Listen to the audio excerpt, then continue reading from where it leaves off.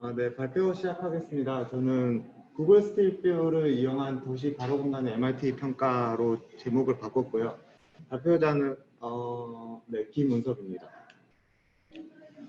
연구 배경은 다음과 같습니다. 현재 이제 매년 증가하는 5년 질환자로 폭염의 심각성이 더욱 고조가 되고 있습니다. 또한 열사병에 따른 사망자가 2018년 27명으로 최대치를 기록하고 있으며 또 온열 질환에 취약한 어린이, 고령자 등 주의가 요망되고 있습니다. 선행 연구에서는 이는 이제 도시화와 기후 변화로 인해서 기온과 에너지가 상승하고 있고 이에 따라서 도시의 보행자 열 스트레스가 높아지고 있습니다. 그래서 선행 연구에서는 보행자 열 스트레스에 가장 큰 영향을 주는 변수인 복사열을 정량하기 위해서 평균 복사 온도를 평가를 하고 있고요. 지금 평균 복사 온도는 사람 주위에서 입사하는 단파 복사열과 장파 복사열의 합을 온도 단위로 변환한 것이라고 생각을 하시면 됩니다.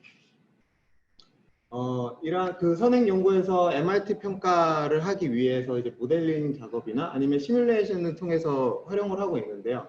크게 2차원, 3차원으로 나눠보면 2차원에서는 싱글 레이어의 얼반 캐노피 모델을 활용을 하고 있고 밑에 MMRT 모델, 그러니까 수직적 구조에 반해서 단순한 구조이긴 하지만 좀 더 산정식이 좋고 뭐 가벼운 장점이 있습니다. 3차원 모델의 경우에는 2차원 모델보다는 더 많은 요소를 포함을 할 수 있으나 컴퓨터 전산 속도가 느린 한계점이 있고요. 그리고 마지막 제일 밑에 레이맨 모델이나 엠비맨 모델 같은 시뮬레이션 프로그램을 이용해서 평가를 하고 있지만 이 평가 모델 또한 이제 3차원 공간을 구축을 하는 작업이 되게 어려운 한계점이 있습니다. 따라서 이 선행 연구에서의 MRT 평가 모델은 특정한 목적을 위한 가상 공간을 설정을 하거나 녹지 고려가 미흡한 한계점이 있고요. 또한 거시 규모에서 MRT 평가는 공간 설정이 어렵고 변화된 도시 공간에서 MRT 변화 분석이 어려운 한계점이 있습니다.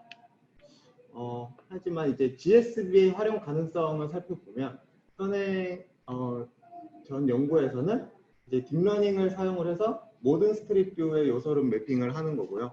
이거는 이제 이미지 상에서 어떤 게 나무고 어떤 게 빌딩이고 라는 걸 분류해주는 작업이고요.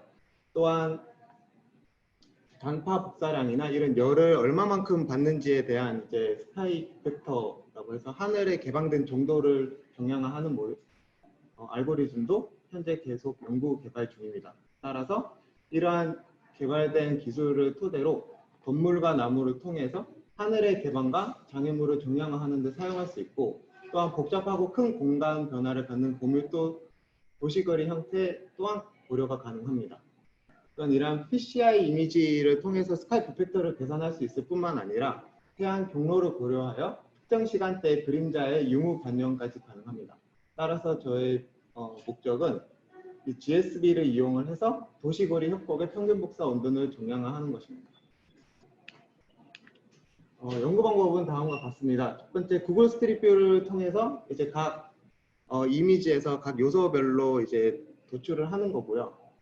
어떤 게 나무고 어떤 게 빌딩인가를 이제 추출해내는 작업이 진행이 되고 이 진행에서 이제 다음으로 인풋 데이터, 뭐 기후 데이터나 아니면은 날짜, 시간 데이터랑 이제 복사 파라미터를 통해서 이제 단파 복사, 잔파 복사를 산정을 한 다음에 MRT 평균 복사 온도를 계산할 예정입니다. 그래서 MRT를 계산하기에 앞서서 우선 어떤 그러니까 이미지를 가지고 분류를 하는 작업이 필요를 한데요. 우선 본 연구에서는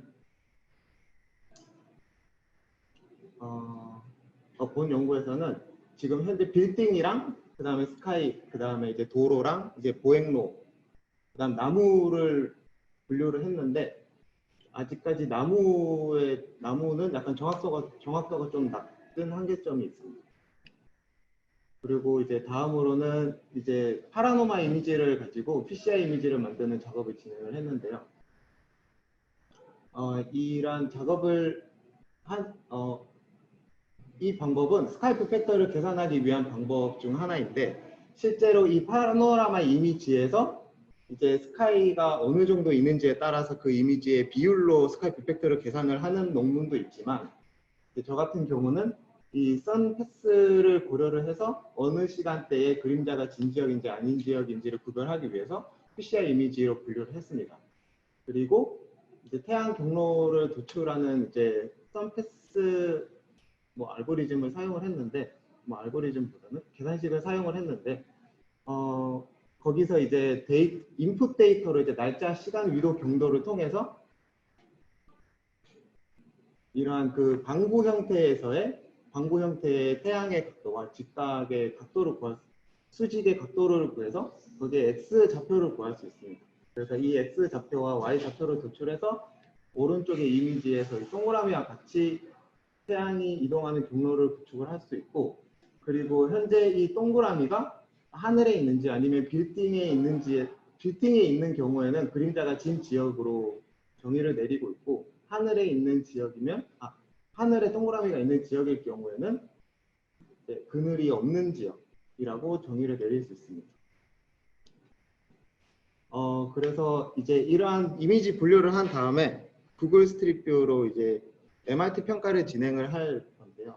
제가 생각했던 거는 이제 여기 파노라마 이미지에 사람이 중간에 있을 때 이제 하늘에서 내려오는 직달 단파 에너지랑 그 다음에 여기 구름이나 아니면 구름에 의한 산란이나 아니면은 직달이나 산란에 의해서 이 요소에서 반사되는 반사 단파 에너지, 그리고 이제 이러한 열을 받아서 이제 지표면 온도를 통해서 방출되는 장파 복사 에너지를 고려를 해서 MRT를 평가를 하려고 합니다.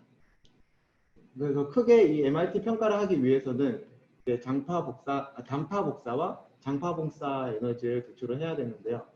본 연구에서는 직달, 산란, 그다음 반사 단파를 고려했고, 장파 복사도 이제 하늘에서 내려오는 장파 복사와 표면에서 오는 장파 복사 에너지 두 개를 고려하였습니다.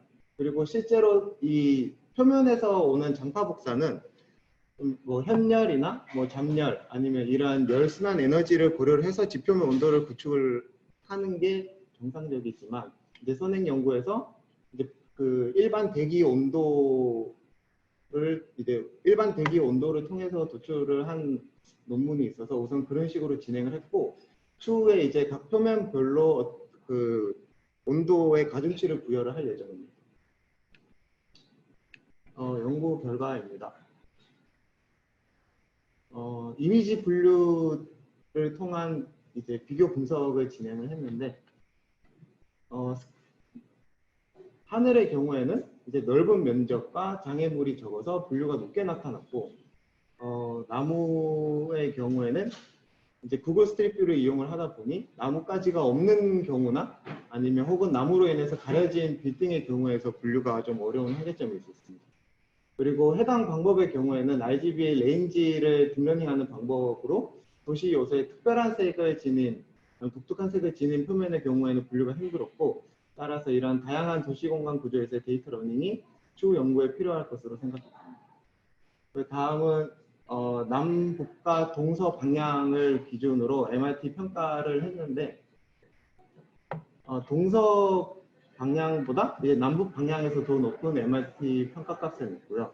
실제로 여기 초록색이 짙은 부분이 이제 남북 방향에서 MRT 값이고, 여기 노란색 짙은 부분이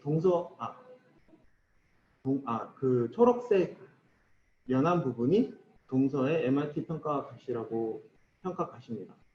그리고 여기 그 검은색 점으로 되어 있는 표시가 그림자가 진 지역으로 MRT 값이 낮게 나왔습니다. 그래서 결과는 동서 방향보다 남북 방향에서도 높은 MRT를 나타냈고, 그리고 그림자 진 지역에는 직달 단파 복사가 차단되었기 때문에 MRT 값이 낮은 것으로 보입니다. 그리고 실제로 본 연구에서는 장파 복사가 이제 온도의 인풋 데이터를 사용을 했기 때문에 온도에 가장 영향을 많이 미친 것을 확인할 수 있습니다. 사실 이 MRT 평가를 하기 위해서는 가장 중요한 게 이제 검증 단계가 가장 중요한데요. 우선 아직까지는 검증을 하지 못했지만 이제 측정 기기를 통해서 MRT 검증을 할 예정이고요. 그리고 가장 중요한 거는 구글 스트릿 뷰는 차도에서 찍은 이미지입니다. 그래서 보행로에서 찍은 파노라마 사진이 아니기 때문에 오차가 발생을 할 것을 감안해서 이제 도로와 보행로 B에 따른 MRT 값을 수정을 할 거고요. 그 다음에 두 번째는 시간 가중 함수를 고려해서 누적 MRT 값을 도출을 하려고 합니다.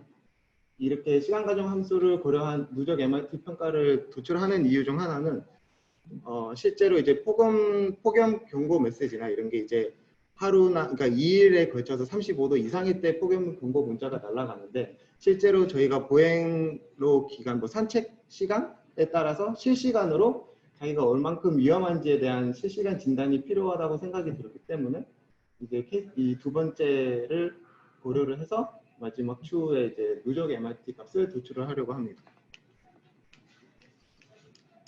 네, 발표까지 하겠습니다.